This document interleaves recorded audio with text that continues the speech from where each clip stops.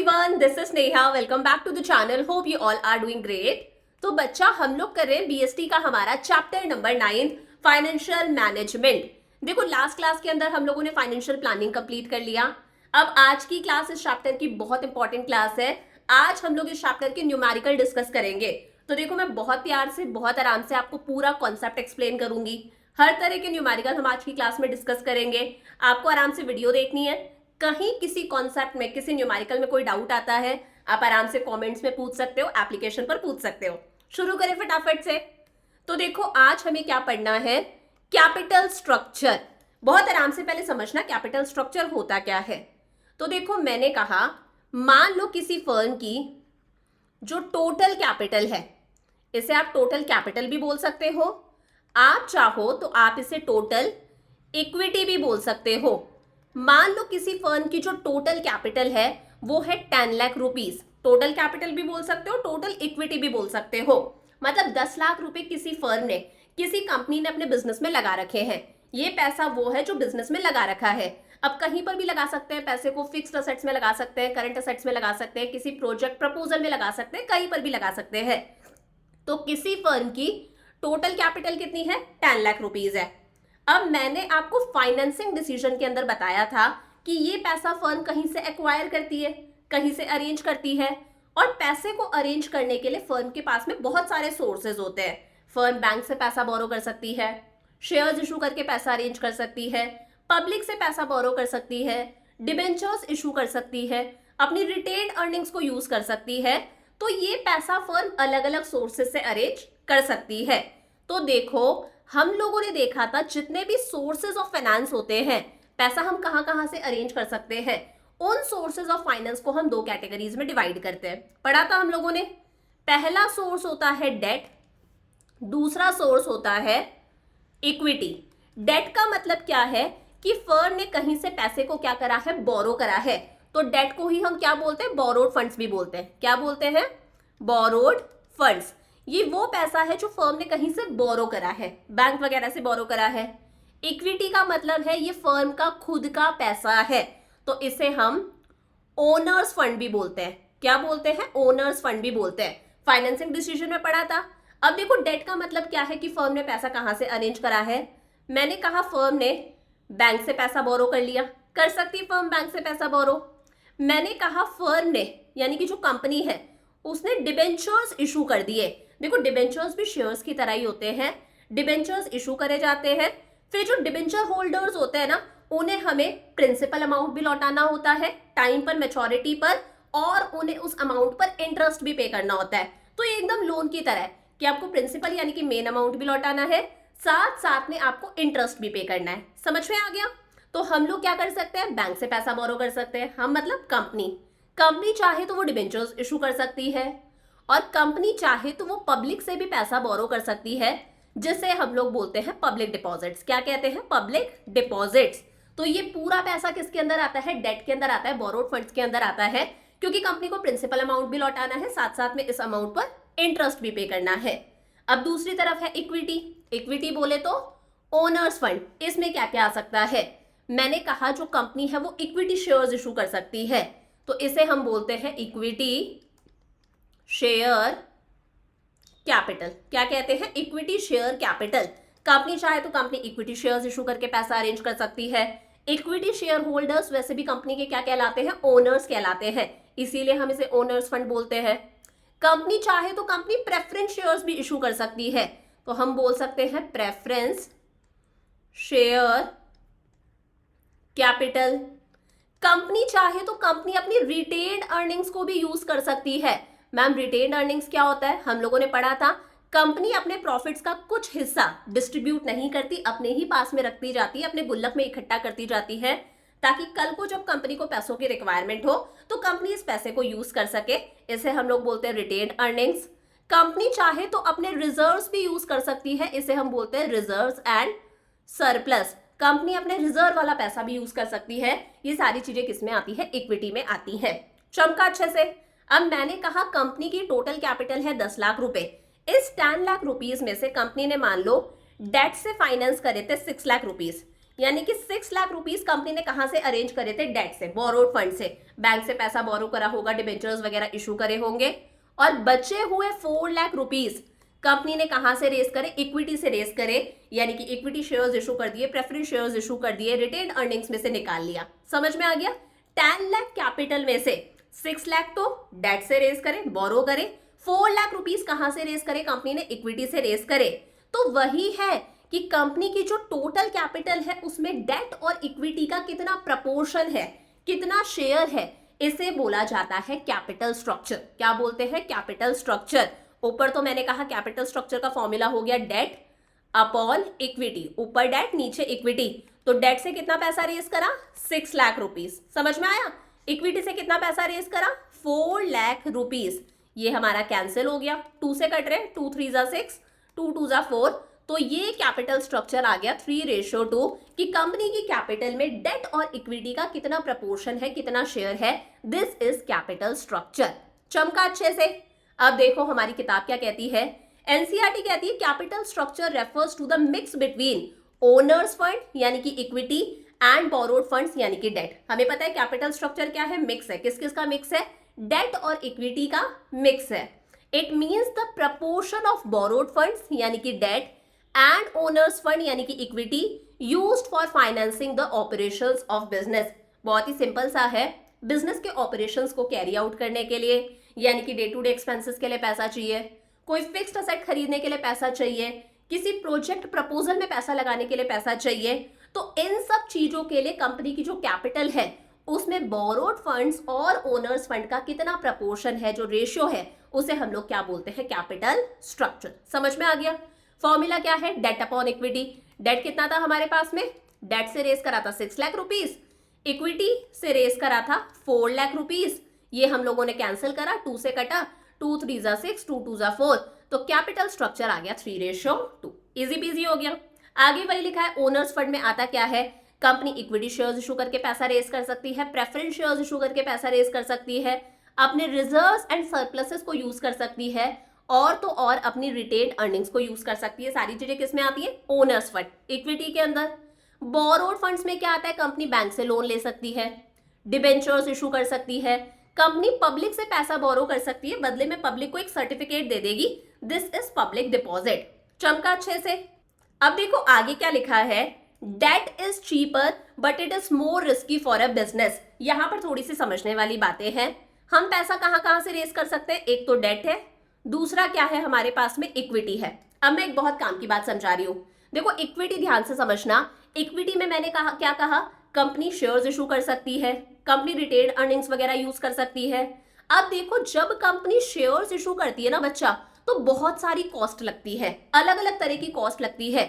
सबसे पहले कंपनी को क्या इशू करना पड़ता है? कंपनी को प्रोस्पेक्टस इशू करना होता है, जिसमें कंपनी शेयर्स के बारे में सारी डिटेल देती है। इसमें अच्छा खासा पैसा खर्च होता है। उसके बाद में जब शेयर्स इशू करने होते हैं तो कंपनी कुछ ब्रोकर्स को हायर करती है। ये इंटरमीडिएरीज है जो कंपनी को शेयर सेल करने में हेल्प करते हैं। इन ब्रोकर्स को इनकी फी देनी पड़ती है। फिर कंपनी कुछ अंडरराइटर्स को भी यूज करती है, ये भी इंटरमीडिएरीज है जो कंपनी को शेयर्स सेल करने में हेल्प करते हैं। इनको इनके हिस्से का कमीशन देना पड़ता है। तो जब कंपनी शेयर्स इशू करती है, प्रोस्पेक्टस इशू करना है, ब्रोकर्स को उनकी फी देनी है, अंडरराइटर्स को उनका कमीशन देना है, बहुत सारी अदर लीगल फॉर्मेलिटीज होती है, इन सब में अच्छा खासा पैसा खर्च होता है। और इस खर्चे को बोला जाता है फ्लोटेशन कॉस्ट। क्या कहते हैं?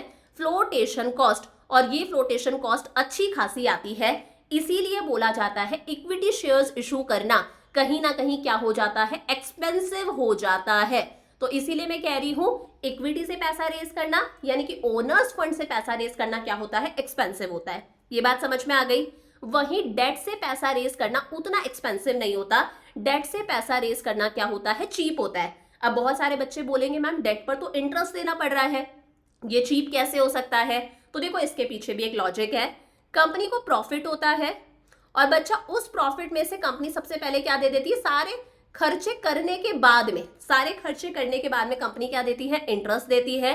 इंटरेस्ट माइनस करके जो अर्निंग्स आती है ना, ये होती है कंपनी की टैक्सेबल इनकम। क्या होती है? Taxable income. इस इनकम पर कंपनी क्या देती है? टैक्स देती है। मतलब ये जो डेट पर इंटरेस्ट पे करा जा रहा है, बैंक्स को जो इंटरेस्ट दे रहे हैं, डिबेंचर होल्डर्स को इंटरेस्ट दे रहे हैं, ये एक एक्सपेंस की तरह क्या हो जाता है, डिडक्ट हो जाता है, और ये एक्सपेंस की तरह डिडक्ट हो रहा है, इसका मतलब कंपनी की जो टैक्सेबल इनकम है वो कम हो जाती है।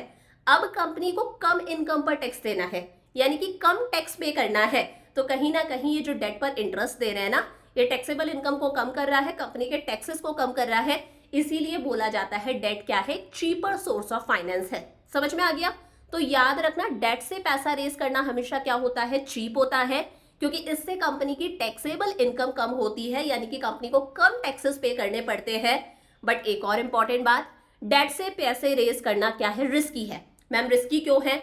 देखो आपने डेट से पैसा रेज करा है, अब चाहे आपको प्रॉफिट्स हो चाहे आपको लॉसेज हो, आपको प्रिंसिपल अमाउंट भी मैच्योरिटी पर लौटाना पड़ेगा, साथ साथ में आपको उस पैसे पर इंटरेस्ट भी पे करना पड़ेगा। ये लीगल ऑब्लिगेशन है, कानूनी ऑब्लिगेशन है, कंपल्सरी है कि आपको प्रिंसिपल अमाउंट और इंटरेस्ट लौटाना ही है।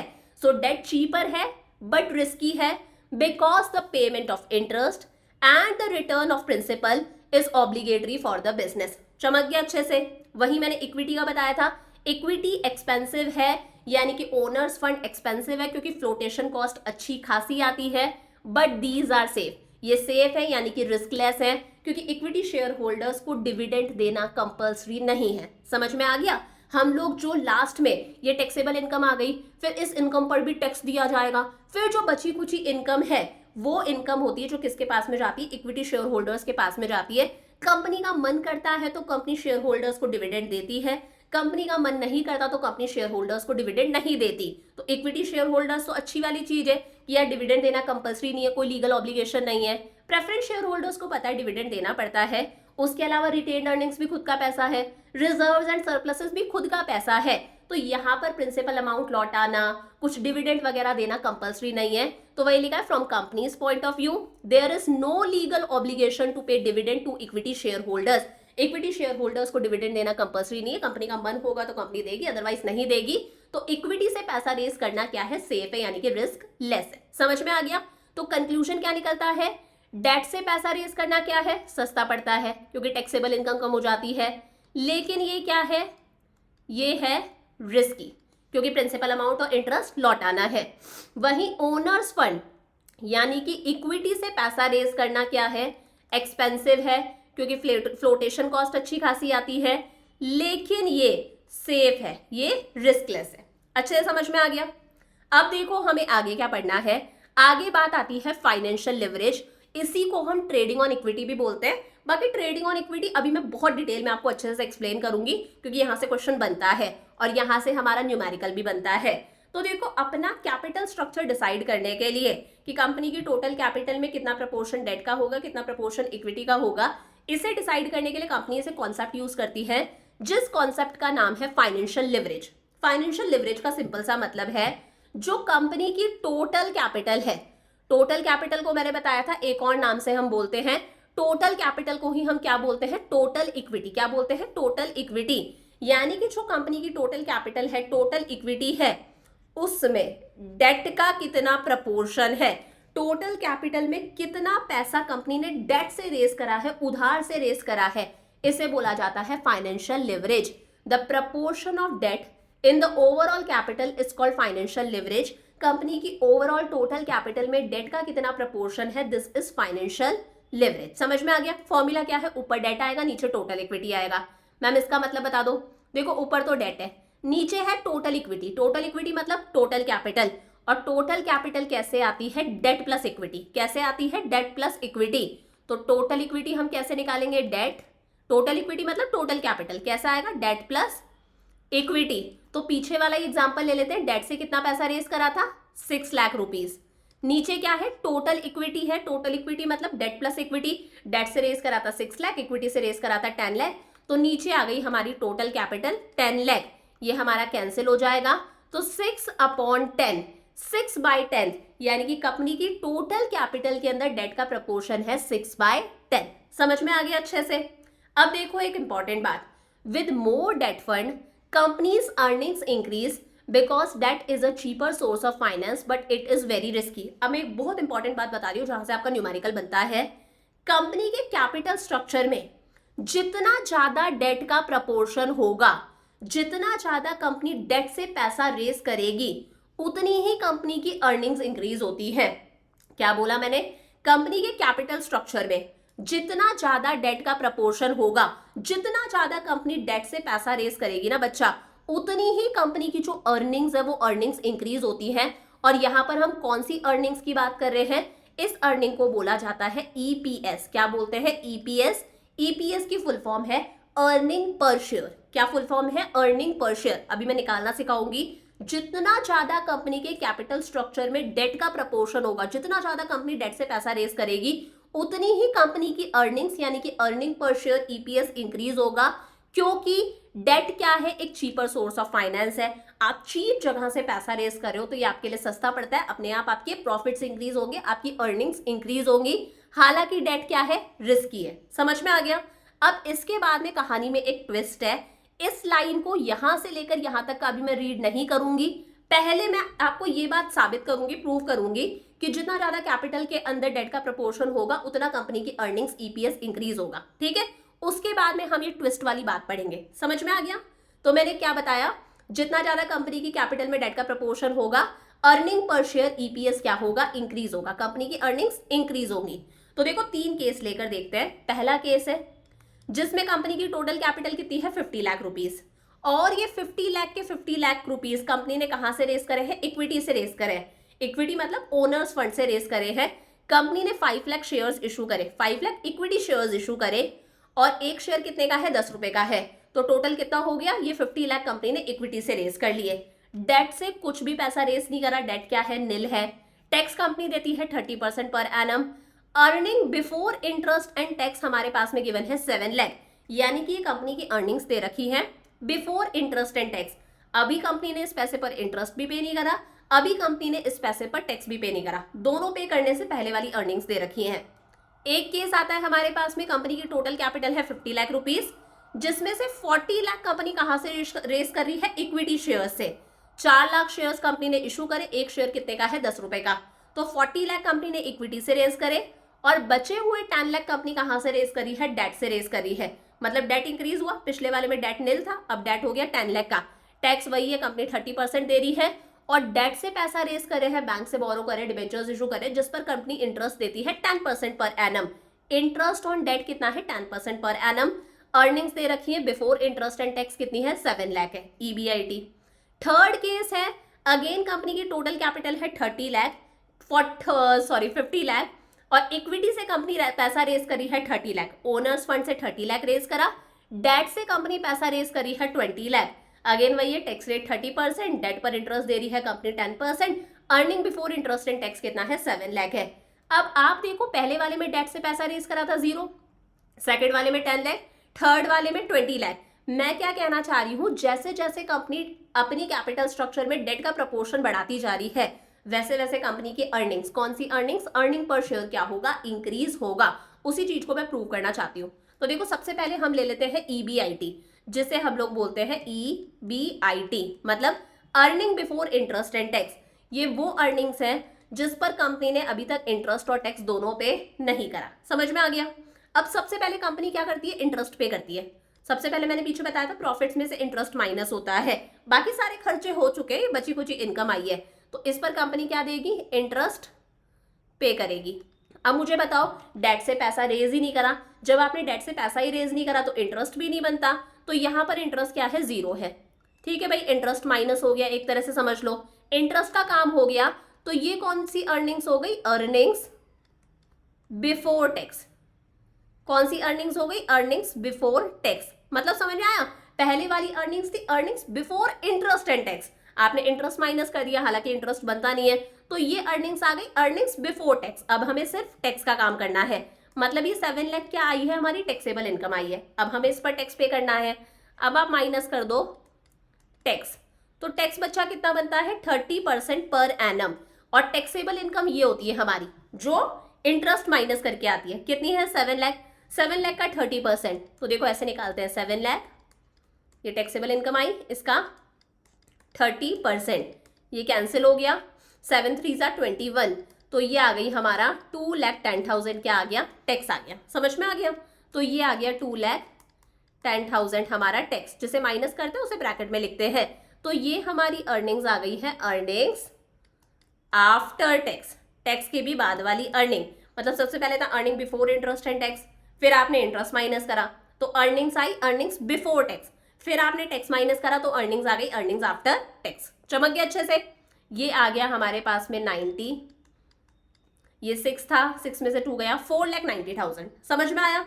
अब हमें निकालनी है कंपनी की अर्निंग्स, लेकिन कौन सी अर्निंग्स निकालनी है? ईपीएस यानी कि अर्निंग पर शेयर।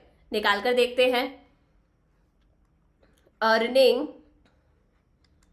पर शेयर जिसे हम शॉर्ट में बोलते हैं ईपीएस, इसका सिंपल सा फॉर्मूला है बच्चा अर्निंग्स आफ्टर टैक्स। ये जो लास्ट वाली अर्निंग्स आई ना, ये अर्निंग्स आफ्टर टैक्स, मतलब पर शेयर की अर्निंग निकालनी है, जिससे हम डिवाइड करेंगे नंबर ऑफ इक्विटी शेयर्स से। नंबर ऑफ इक्विटी शेयर्स कितने गिवन है? 5 लाख। तो यहां पर डिवाइड कर दो नंबर ऑफ इक्विटी शेयर्स। समझ में आया। तो अर्निंग्स आफ्टर टैक्स कितनी आई थी? 4,90,000।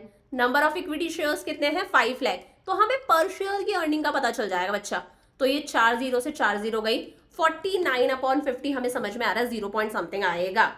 करके देख लेते हैं। 49 डिवाइडेड बाय 50, ये हमारे पास में आ रहा है अर्निंग पर शेयर आ गया 0.98। समझ में आया। अर्निंग पर शेयर कितना आया? 0.98। अच्छे से क्लियर है। अब सेकंड केस के अंदर डेट से हम 10 लाख रुपए रेज कर रहे हैं, कैपिटल में डेट का प्रपोर्शन बढ़ रहा है, इसका मतलब हमारा ईपीएस अर्निंग पर शेयर क्या होगा? इंक्रीज होना चाहिए। करके देखें। सबसे पहले आएगा EBIT earning before interest and tax, कितना है? सेम है 7 लाख। इसमें से हम सबसे पहले क्या माइनस करेंगे? इंटरेस्ट माइनस करेंगे।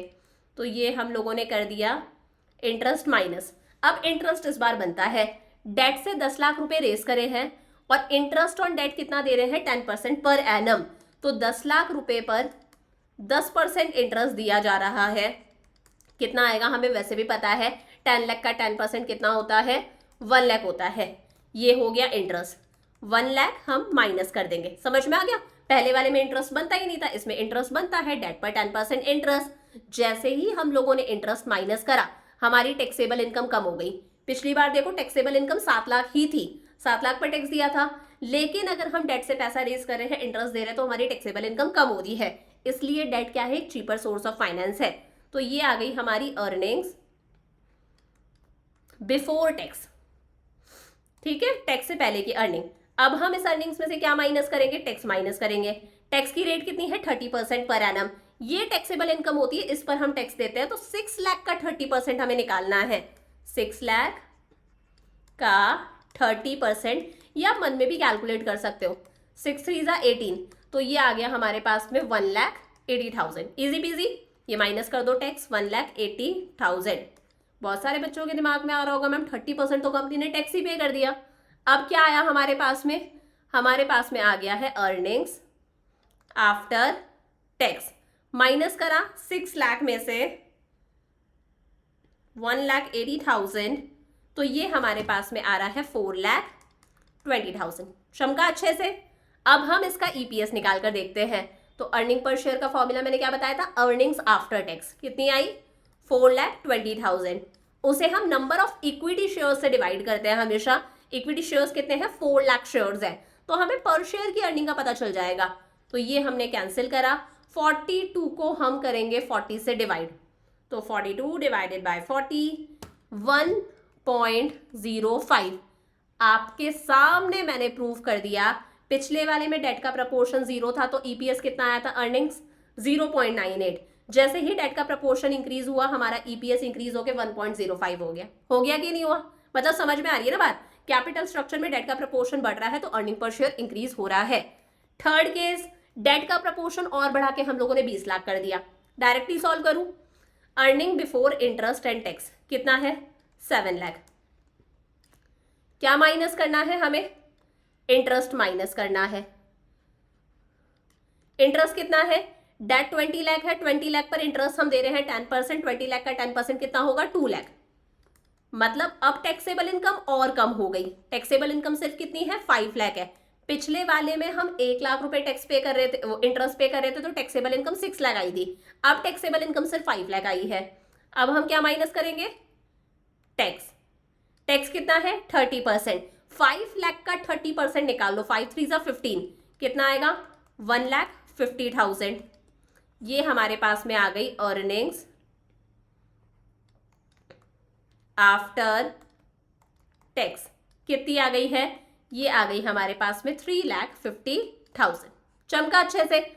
हमें निकालना है अर्निंग पर शेयर, तो अर्निंग्स आफ्टर टैक्स कितनी आई 3,50,000 upon number of equity shares कितने हैं 3 लाख है। ये कैंसिल हो गया 35 अपॉन 30, 35 डिवाइडेड बाय 30। ये हमारे पास में आ रहा है, ये चलता जाएगा तो 1.667 लिख दो। ये कितना आ गया 1.667। अब आप देख लो पहले ईपीएस कितना आया था फर्स्ट में 0.98, फिर डेट 10 लाख का हुआ, ईपीएस इंक्रीज होके 1.05 हुआ, फिर डेट हमारा 20 लाख हुआ, ईपीएस इंक्रीज होके 1.667 हो गया और इंक्रीज होता जा रहा है। बचा 1.1667, ठीक है, और इंक्रीज हो गया। पहले कितना था 1.0 पर ही अटक गया था, अब ये कितना हो गया 1.16। समझ में आ रहा है? तो जैसे जैसे डेट का प्रपोर्शन बढ़ रहा है हमारा ईपीएस क्या होगा इंक्रीज होगा। समझ में आ गया? अब लेकिन है कहानी में एक ट्विस्ट। मैम ट्विस्ट क्या है वो भी बता दो, फिर हम ट्विस्ट के भी न्यूमेरिकल करेंगे। तो देखो ध्यान से देखना, यहां पर लिखा हुआ है more debt will result in increase in earnings. कौन सी अर्निंग्स? ईपीएस। डेट अगर ज्यादा होगा तो ईपीएस हमारा इंक्रीज होगा, लेकिन यहां पर एक शर्त है। मैम शर्त क्या है? Only when return on investment of the company is more than rate of interest on debt. और याद रखना रिटर्न ऑन इन्वेस्टमेंट का दूसरा नाम है रेट ऑफ अर्निंग्स। मैम इसे एक्सप्लेन कर दो। तो देखो मैं क्या एक्सप्लेन करना चाहती हूँ, बहुत आराम से बहुत प्यार से समझना। मैंने कहा कंपनी की कैपिटल कितनी है 10 लाख, डेट से पैसा रेज करा है कंपनी ने 6 लाख। अब देखो कंपनी जब डेट से पैसा रेज करती है तो उस पैसे पर कंपनी क्या देती है? इंटरेस्ट देती है। देखा ना अभी पिछले वाले क्वेश्चन में 10% इंटरेस्ट दिया जा रहा था। मतलब डेट पर जो इंटरेस्ट दे रहे हैं उसे हम लोग क्या बोलते हैं? रेट ऑफ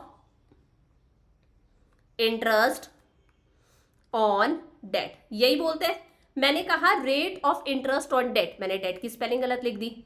कंपनी डेट से पैसा रेज करी है तो उस पैसे पर कंपनी को इंटरेस्ट देना पड़ता है बैंक और डिबेंचर होल्डर्स वगैरह को, जिसे हम लोग बोलते हैं rate of interest on debt, जो अभी वाले क्वेश्चन में 10% था। तो ये है rate of interest on debt, हम लोगों ने ले लिया 10% है। अब मैंने कहा ये जो पैसा है इस पैसे को कंपनी अपने पास तो रखती नहीं है, इस पैसे को कंपनी कहीं ना कहीं इन्वेस्ट करती है। ऑब्वियस सी बात है, कंपनी किसी मशीन में पैसा लगाएगी, किसी प्लांट में पैसा लगाएगी, किसी प्रोजेक्ट प्रपोजल में पैसा लगाएगी, तो कंपनी ने इस पैसे को क्या कर दिया है? इन्वेस्ट कर दिया है। अब अगर आप मान लो कंपनी हो, आप कहीं पर पैसा इन्वेस्ट कर रहे हो, तो क्यों इन्वेस्ट कर रहे हो? क्योंकि पैसा इन्वेस्ट करके आप उस जगह से कुछ रिटर्न एक्सपेक्ट करते हो। अगर कहीं आप 10 लाख रुपए लगा रहे हो तो ऑब्वियस ही बात है आप उस जगह से कुछ ना कुछ रिटर्न तो एक्सपेक्ट करते हो ना अपनी इन्वेस्टमेंट पर। आज मैं मान लो म्यूचुअल फंड्स में पैसा लगा रही हूँ, आज मैं शेयर मार्केट में पैसा लगा रही हूँ, मैं एक इंडिविजुअल का एग्जांपल ले रही हूँ। मैंने मान लो प्रॉपर्टी खरीदी है, तो मैं किसी जगह पर पैसा क्यों इन्वेस्ट कर रही हूँ? क्योंकि उस जगह से ताकि फ्यूचर में मुझे क्या मिले? रिटर्न मिले। तो मैं इन्वेस्टमेंट पर कुछ रिटर्न तो एक्सपेक्ट करती हूँ। एक कंपनी भी कहीं पर अगर पैसा इन्वेस्ट करिए तो वो कुछ रिटर्न तो एक्सपेक्ट करती है। इस रिटर्न को बोला जाता है, जितना परसेंट रिटर्न आएगा 10%, 12%, इसे बोला जाता है रिटर्न ऑन इन्वेस्टमेंट। क्या बोलते हैं? Return on investment. इसे हम शॉर्ट में बोल सकते हैं ROI, रिटर्न ऑन इन्वेस्टमेंट। समझ में आया? अब मैंने कहा मान लो कंपनी ने जो डेट पर इंटरेस्ट दिया है वो 10% है और कंपनी उस पैसे को कहीं पर इन्वेस्ट कर रही है जिससे कंपनी को रिटर्न मिल रहा है मान लो 18%। तो कंपनी के लिए अच्छी बात है ना। कंपनी ने बैंक से पैसा बोरो करा जिस पर कंपनी इंटरेस्ट दे रही है 10% का, फिर उस पैसे को कंपनी कहीं पर इन्वेस्ट कर रही है और कंपनी को अपनी इन्वेस्टमेंट पर रिटर्न मिल रहा है। रिटर्न ऑन इन्वेस्टमेंट है 18%, मतलब 8% से कंपनी क्या है? प्रॉफिट के अंदर है। तो अगर ये रिटर्न ऑन इन्वेस्टमेंट जो कितना है? 18% है। अगर ये ज्यादा है, किससे ज्यादा है? Rate of interest on debt से ज्यादा है, तो ही अभी वाली जो हम लोगों ने 3 केसेस करे हैं, अभी जो मैं बात बताई थी वो हमारी सक्सेसफुल रहेगी। अगर मान लो रिटर्न ऑन इन्वेस्टमेंट कम है rate of interest on debt से, तो अभी वाली बात हमारी सक्सेसफुल नहीं होगी। मतलब मेरे कहने का मतलब है कि जैसे जैसे हम डेट को कैपिटल में इंक्लूड करते जाते हैं, डेट का प्रपोर्शन बढ़ाते जाते हैं कैपिटल के अंदर, उतना कंपनी की अर्निंग्स इंक्रीज होती है, ईपीएस इंक्रीज होता है। लेकिन कंडीशन है कि रिटर्न ऑन इन्वेस्टमेंट जो है वो rate of interest on debt से ज्यादा होना चाहिए। ठीक है। अगर return on investment rate of interest on debt से ज्यादा नहीं है, कम है, इस सिचुएशन में जैसे जैसे कंपनी डेट को इंक्रीज करती जाएगी कैपिटल के अंदर, कंपनी की अर्निंग पर शेयर इंक्रीज होने की बजाय क्या होंगी, डिक्रीज होंगी। आप खुद सोच के देख लो, आपने डेट से पैसा रेस करा है जिस पर आप इंटरेस्ट दे रहे हो 10%, और इस पैसे को आप कहीं पर इन्वेस्ट कर रहे हो और इन्वेस्ट करने पर आपको रिटर्न मिल रहा है सिर्फ 6% का। आप इन्वेस्टमेंट करोगे क्या, खुद सोच के देखो। आप बैंक से पैसा बोरो कर रहे हो जिस पर आप खुद इंटरेस्ट दे रहे हो 10% का, उस पैसे को कहीं पर इन्वेस्ट कर रहे हो, रिटर्न ऑन इन्वेस्टमेंट मिल रहा है सिर्फ 6%, बल्कि 4% से आप लॉस के अंदर हो। तो अगर रिटर्न ऑन इन्वेस्टमेंट जो अभी मैंने बताया वो कम है आपका rate of interest on debt से, rate of interest on debt है 10%, इस सिचुएशन में अगर कंपनी अपने कैपिटल स्ट्रक्चर में डेट का प्रपोर्शन बढ़ाती जाएगी तो ईपीएस इंक्रीज नहीं होगा, उल्टा ईपीएस क्या होगा, डिक्रीज होगा। कंडीशन समझ में आ गई। वही बात यहां पर लिखी है, more debt will result in increase in earnings, ज्यादा डेट से कंपनी की अर्निंग्स यानी कि ईपीएस क्या होगा, इंक्रीज होगा। ओनली व्हेन, सिर्फ एक कंडीशन है, जो रिटर्न ऑन इन्वेस्टमेंट है, रिटर्न ऑन इन्वेस्टमेंट को ही हम रेट ऑफ अर्निंग्स भी बोलते हैं, वो ज्यादा होना चाहिए। किससे ज्यादा होना चाहिए, rate of interest on debt से ज्यादा होना चाहिए। रिटर्न ऑन इन्वेस्टमेंट मिल रहा है 18% का, rate of interest on debt company दे रही है 10%, अगर ज्यादा है तभी हमारा ईपीएस इंक्रीज होगा। Earning per share increases when more debt is involve, but ROI return on investment should be more than rate of interest on debt. Condition पूरी होनी चाहिए। समझ में आ गया। इसी चीज को यहां पर और लिखा हुआ है, more debt brings more income for the owners in the capital structure only if ROI, return on investment, is more than rate of interest on debt. rate of interest on debt क्या होता है, जो यहां पर था, interest on debt। समझ में आ गया। ROI मोस्टली क्वेश्चंस में आपके पास में गिवन होगा, लेकिन अगर ROI यानी कि रिटर्न ऑन इन्वेस्टमेंट गिवन नहीं है तो उसे निकालने का भी फॉर्मूला है। फॉर्मूला है EBIT, earning before interest and tax. कौन सी अर्निंग्स, ये वाली अर्निंग्स, इंटरेस्ट और टैक्स से पहले वाली अर्निंग्स, यानी कि ये वाली अर्निंग्स, इंटरेस्ट और टैक्स से पहले वाली अर्निंग्स अपॉन टोटल इन्वेस्टमेंट, की कंपनी ने टोटल इन्वेस्टमेंट कितने की कर रखी है, इनटू 100 कर दो, आपको आरओआई मिल जाएगा, रिटर्न ऑन इन्वेस्टमेंट मिल जाएगा। बाकी मोस्टली क्वेश्चंस में गिवन होगा, नहीं है गिवन कैसे निकालोगे, earning before interest and tax upon total investment into 100। In this situation companies employ more of cheaper debt to enhance the EPS. अब देखो हमें दिख रहा है कि भाई आरओआई हमारा rate of interest on debt से ज्यादा है, चलो भाई अच्छी बात है। जैसे जैसे कंपनी डेट का प्रपोर्शन बढ़ाती जा रही है, कंपनी का EPS, earning per share increase हो रहा है, तो इस सिचुएशन में कंपनी उल्टा डेट को और इंक्रीज करती जाएगी। जैसे पीछे वाले केस में हुआ, डेट नील, देन 10 लाख का डेट, 20 लाख का डेट, क्योंकि कंपनी को दिख रहा है कि डेट को अगर कंपनी इंक्रीज कर रही है तो ईपीएस इंक्रीज हो रहा है। और कंपनी की इसी प्रैक्टिस को बोला जाता है ट्रेडिंग ऑन इक्विटी। क्या कहते हैं, ट्रेडिंग ऑन इक्विटी, क्योंकि यहां पर कंपनी का फाइनेंशियल लिवरेज कैसा है, फेवरेबल है। डेट को इंक्रीज करने पर कंपनी की अर्निंग्स इंक्रीज हो रही है तो कंपनी डेट को और इंक्रीज करती है। इस प्रैक्टिस को बोलते हैं trading on equity. Definition given है, trading on equity refers to the increase in profits earned by the equity share holders. इसका मतलब है इक्विटी शेयर होल्डर्स को जो पैसा मिल रहा है, यानी कि अर्निंग पर शेयर इंक्रीज हो रहा है। क्यों इंक्रीज हो रहा है, due to the presence of fixed financial leverage charges like interest. घुमा फिरा के लिखा है क्योंकि कैपिटल स्ट्रक्चर में एक ऐसी चीज इंक्लूड है जिस पर आपको फिक्स्ड फाइनेंशियल चार्जेस पे करने पड़ रहे हैं, यानी कि इंटरेस्ट पे करना पड़ रहा है। मतलब घुमा फिरा के लिखा है, कैपिटल स्ट्रक्चर में एक ऐसी चीज इंक्लूड है जिस पर कंपनी को फिक्स्ड फाइनेंशियल चार्जेस यानी कि इंटरेस्ट पे करना पड़ रहा है, और इंटरेस्ट कंपनी किस पर पे करती है, डेट पर पे करती है। तो घुमा फिरा के यही लिखा है कि कंपनी की अर्निंग पर शेयर इंक्रीज हो रही है क्योंकि कंपनी के कैपिटल स्ट्रक्चर में कौन सी चीज प्रेजेंट है, डेट प्रेजेंट है, जिस पर कंपनी एक फिक्स्ड चार्ज इंटरेस्ट पे करती है, और ये इंटरेस्ट क्या कर देता है, कंपनी के टैक्सेबल इनकम को कम कर देता है। तो समझ में आ गया। आरओआई अगर गिवन है तो अच्छी बात है, नहीं है गिवन कैसे निकालोगे, EBIT upon total investment into 100। If return on investment, अगर उल्टा हो गया, return on investment is less than rate of interest on debt, अगर ऐसा हो गया, कंपनी खुद डेट पर इंटरेस्ट दे रही है 10% और कंपनी को इन्वेस्टमेंट से रिटर्न मिल रही है सिर्फ 6% की, इस सिचुएशन में अगर कंपनी ज्यादा डेट्स को इंक्लूड करेगी अपने कैपिटल स्ट्रक्चर में तो हमारे शेयर होल्डर्स को लॉस होगा, यानी कि ईपीएस इंक्रीज होने की बजाय क्या होगा, डिक्रीज होगा। प्रूव कर दूं मैं इस बात को। देखो अगेन सेम है, फर्स्ट केस में कैपिटल 50 लाख है, टोटल पैसा 50 लाख का 50 लाख इक्विटी से रेज करा है, डेट निल है। सेकंड केस के अंदर टोटल कैपिटल 50 लाख है, 40 लाख इक्विटी से रेज करा है, 10 लाख डेट से रेज करा है। टैक्स वही है 30%, डेट पर कंपनी इंटरेस्ट दे रही है 10% पर एनम का। Earning before interest and tax 3 lakh हमारे पास में गिवन है। आप ध्यान से देखना, कंपनी डेट पर कितना इंटरेस्ट दे रही है, 10% का। रिटर्न ऑन इन्वेस्टमेंट कंपनी को कितना मिल रहा है, कंपनी को अपनी इन्वेस्टमेंट्स पर रिटर्न कितना मिल रहा है, 6% का। कंपनी खुद डेट पर इंटरेस्ट दे रही है 10% का, और रिटर्न ऑन इन्वेस्टमेंट क्या है, 6%। मतलब रिटर्न ऑन इन्वेस्टमेंट जो है वो rate of interest on debt से कम है। इस सिचुएशन में जैसे जैसे कंपनी डेट का प्रपोर्शन बढ़ाती जाएगी, ईपीएस इंक्रीज नहीं होगा, क्या होगा, डिक्रीज होगा। तो सबसे ज्यादा ईपीएस फर्स्ट केस में आएगा क्योंकि डेट निल है। सेकंड वाले केस में ईपीएस और डिक्रीज होगा क्योंकि डेट का प्रपोर्शन बढ़ गया, और सिचुएशन उल्टी है, आरओआई कम है। और लास्ट केस में डेट 20 लाख है, डेट का प्रपोर्शन और बढ़ गया। हमें दिख रहा है कंपनी इंटरेस्ट ऑन डेट 10% दे रही है, लेकिन रिटर्न ऑन इन्वेस्टमेंट कम है, तो उल्टा ईपीएस और डिक्रीज होगा। मतलब जैसे जैसे डेट का प्रपोर्शन बढ़ता जाएगा ईपीएस क्या होगा, डिक्रीज होगा। करके देख ले, पहले वाला क्या है, earning before interest and tax कितना है, 3 लाख है। सबसे पहले कंपनी क्या माइनस करेगी, कंपनी माइनस करेगी इंटरेस्ट। अब इस क्वेश्चन में तो इंटरेस्ट बनता ही नहीं है क्योंकि डेट निल है, डेट से पैसा ही रेज नहीं करा, तो कोई इंटरेस्ट नहीं बन रहा। ये कंपनी की अर्निंग्स आ गई, अर्निंग्स बिफोर टैक्स। ठीक है, कितनी अर्निंग्स आई, यहां पर तो टैक्सेबल इनकम सेम ही है क्योंकि इंटरेस्ट बनता ही नहीं है। अब कंपनी क्या पे करेगी, कंपनी टैक्सेस पे करेगी। टैक्स की रेट कितनी है बच्चा, 30%। टैक्स की रेट का कोई लेना देना नहीं है, तो 3 लाख का 30%, 3 3 जा 9, ये आ गया 90,000, ऐसे ही निकालते हैं।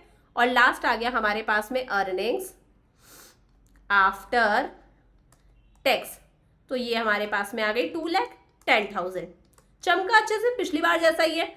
अर्निंग पर शेयर निकाल दो, तो अर्निंग्स आफ्टर टैक्स कितनी आई, 2,10,000 upon number of equity shares. Number of equity shares कितने हैं, 5 लाख है। ये तो बहुत कम आएगा हमारा, कितना आ रहा है, 21/50, 21 डिवाइडेड बाय 50। तो ये हमारे पास में आ गया अर्निंग पर शेयर 0.42।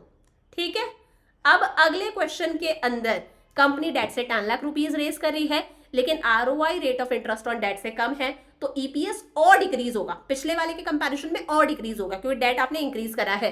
तो earning before interest on interest and tax कितना है, 3 लाख है। क्या माइनस करेंगे, इंटरेस्ट माइनस करेंगे। 10 लाख डेट से रेज करा है जिस पर कंपनी इंटरेस्ट दे रही है 10% का, तो 10 लाख का 10% कितना होता है, 1 लाख।